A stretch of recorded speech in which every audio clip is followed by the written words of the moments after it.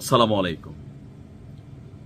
ভারত এবং ইরান তাদের মধ্যে সম্পর্কটা কেমন? তুলনামূলকভাবে ভালো। ইরান যেহেতু একটা বড় রাষ্ট্র, বিভিন্ন ধরনের ব্যবসা বাণিজ্য আন্তর্জাতিক পরিমণ্ডলে করে, তো সেই ক্ষেত্রে ভারতের সাথে তাদের সম্পর্কটা ভালো ছিল। কিন্তু গেল 2 থেকে 3 সপ্তাহ আগে ভারতীয়দের আগে যেই খুব সহজেই আপনার ইরানে ভিসা ছাড়া সম্ভবত ঢোকার একটা অনুমতি ছিল, হঠাৎ করে সেটা বন্ধ করে দিয়েছিল ইরান। কারণ ইরান একটা উন্নত দেশ এই মুহূর্তে, তো সেই ক্ষেত্রে ভারতের অনেক মানুষ বিভিন্ন উসিলা দিয়া ইরানে গিয়া আর কিন্তু ফিরে আসে না। থাকে না, আমরা বাঙালি, ভারতী, পাকিস্তানি যারা আছি, কোথাও না কোথাও আমাদের এই টেন্ডেন্সি আছে। যুদ্ধবিধ্বস্ত ইরাকেও দেখেন বাঙালিরা বসবাস করছে, ভারতীয়রা বসবাস করছে। তো এরপরে সেটাকে বন্ধ করে দেওয়া হয়। কিন্তু আমাদের আজকের ভিডিওর জায়গাটা হচ্ছে ভিন্ন জায়গায়। হঠাৎ করেই ভারতের বিরুদ্ধে একটা কড়া অ্যাকশনে গিয়েছে ইরান। রাষ্ট্র টু রাষ্ট্র যুদ্ধ বা ওইরকম কিছু না। ইরান যেহেতু তেলের খনি বা তেল সমৃদ্ধ একটা দেশ, ওই দেশে ভালো মানুষ যেমন আছে, খারাপ মানুষও আছে। তো ভারতীয়রা বাংলাদেশের সীমান্তে দেখেন এক ডিব্বা হয়তো কোনো মশলা, এক বোতল ফেন্সিডিল অথবা একটা গরু নিয়ে প্রবেশের বেলায় বাংলাদেশিদেরকে গুলি করে মাইরা ফেলে।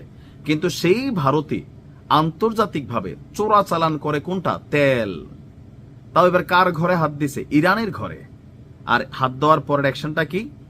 চোরাই জ্বালানি পরিবহনের অভিযোগে হরমুজ প্রণালীতে একটি জ্বালানিবাহী জাহাজ জব্দ করেছে ইরানের নেভাল গ্রুপ, অর্থাৎ ইরানের নৌবাহিনী। গতকালকে এই তথ্য জানিয়েছে আপনার ইরানের গণমাধ্যম। আফ্রিকার দেশ ইসওয়াতিনির পতাকাবাহী জাহাজটিতে 13 জন ক্রু ছিলেন, যাদের মধ্যে 12 জনই হচ্ছে ভারতীয় ক্রু।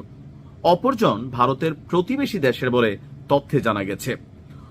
হরমুজ প্রণালী দিয়ে অবৈধভাবে তেল পরিবহনের বিরুদ্ধে প্রায় অভিযান চালায় ইরানের রাজকীয় যে বাহিনী আছে, বিপ্লবী গার্ড। বিশ্বের বেশিরভাগ তেল এবং প্রাকৃতিক গ্যাস এই প্রণালী দিয়েই পরিবহন করা হয়। ইরানের রাষ্ট্রত্ব টিভিকে বিপ্লবী গার্ডের স্থানীয় কমান্ডার বলছেন, ইসওয়াতিনি পতাকাবাহী একটি জাহাজে করে 3,50,000 লিটার অবৈধ জ্বালানি পরিবহন করা হচ্ছিল। জাহাজটি জব্দ করে বুশেহরে নিয়ে যাওয়া হয়েছে। জাহাজে থাকা 13 জন ক্রুকে আটক করা হয়েছে। তাদের মধ্যে 12 জনই ভারতের নাগরিক। এ মাসের শুরুতে গালফ অঞ্চল থেকে মার্শাল আইল্যান্ডের পতাকাবাহী আরেকটি জাহাজও জব্দ করেছিল। প্রথমে এ বিষয়ে কথা না বললেও পরবর্তীতে তা স্বীকার করে তেহরান। তালারা নামের এই জাহাজটি হরমুজ প্রণালী দিয়ে যাচ্ছিল। অর্থাৎ এই মুহূর্তে ইরানের যে অবস্থান, সেটা হচ্ছে চোরা কারবারিদের বিরুদ্ধে। তো চোরা কারবারি হিসাবে দেখেন ইন্টারন্যাশনালি খেলে ভারত, আর ভারত অনেক দেশের তেল কিনে এটাকে রিফাইনারি করে। তাদের কাছে প্রযুক্তি অনেক বেটার আছে। সেই রিফাইনারি অয়েল সেই সুদূর আমেরিকায় চলে যায়, কারণ রাশিয়ার তেল সরাসরি অনেকে কিনে না।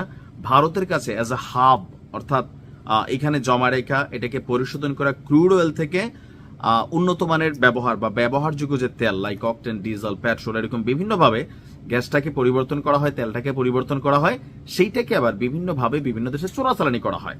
এখন যেহেতু ইরানের সাথে পশ্চিমাদের সম্পর্ক খারাপ, তো তারা করতেছে কি, হরমুজ প্রণালী দিয়ে বলা হয়ে থাকে বিশ্বের 80% তেল কিন্তু এই হরমুজ প্রণালী দিয়ে পরিবহন করা হয়।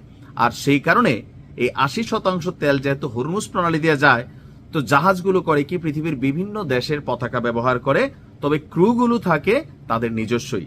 আর যেহেতু এই জাহাজে ভারতীয় ক্রুই ছিল 12 জন, সুতরাং এই চোরা কারবারি অপশনটাতে জাহাজ ভারতের, ক্রু ভারতের, পতাকা আরেক দেশের, মানে ইরানকে মস্কা লাগাইতে গেছিল, পরবর্তী সময় ধরা পড়ছে। আর এখন এটা নিয়ে কি হবে?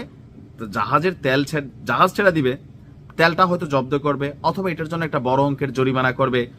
আর ভারত এবং ইরানের মধ্যে যে বন্ধুত্বের সম্পর্ক আছে, সেখানে কিছুটা তো পজিটিভ নেগেটিভ অবস্থান তৈরি হচ্ছে।